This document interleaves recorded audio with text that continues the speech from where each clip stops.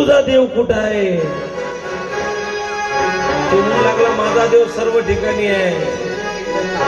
मग या खांबामध्ये आहे का?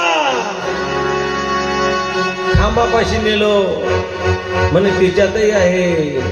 आणि जसं हिरण्यकश्यप त्याच्यातून आवाज गुरगुर आवाज निघत होता आणि गदेचा एक प्रहार त्या खांबावर केला.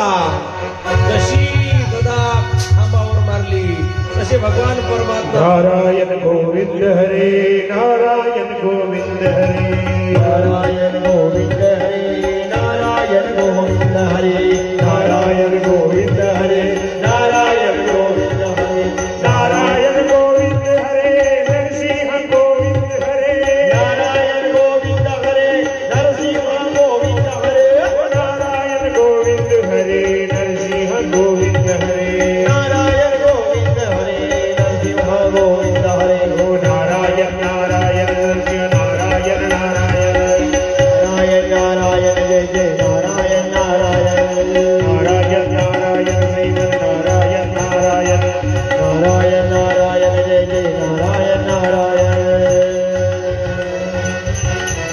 नृसिंह भगवान परमात्मा खांब्यामधून बाहेर आले. जसे आले तसे दोघांचं युद्ध झालं. हिरण्यकश्यपूचं आणि नरसिंह भगवंताचं. नरसिंह भगवान परमात्मा त्याला खाली पाडतात, आपल्या मांडीवर घेतात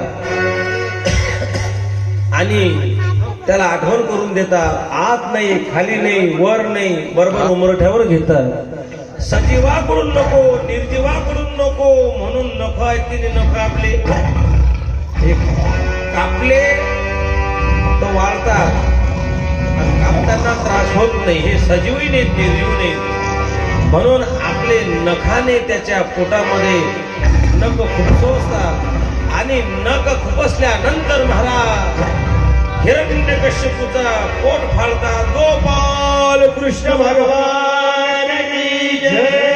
नारायण गोविंद हरे नरसिंह गोविंद हरे